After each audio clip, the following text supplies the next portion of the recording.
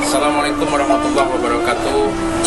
Kami keluarga besar Ekstrel Ranah Minang, dalam hal ini dinamakan Saroman, melaksanakan bakti sosial sekaligus buka bersama di Ramadan 1440 Hijriah ini bertempat di rumah makan Sawah Halaman, Batu Sangkar, Tanah Datar.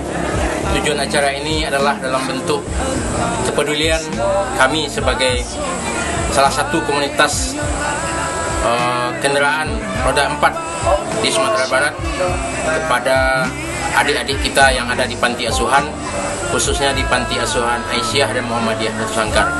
Mudah-mudahan kegiatan kami ini membawa manfaat bagi tengah masyarakat, sekaligus menghilangkan stigma di tengah masyarakat bahwasanya komunitas motor hanyalah untuk acara foya-foya, ugal-ugalan dan lain sebagainya.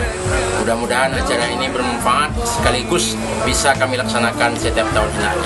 Demikian saja, terima kasih. Wassalamualaikum warahmatullahi wabarakatuh. Saroman, dun sanak labih berusaha.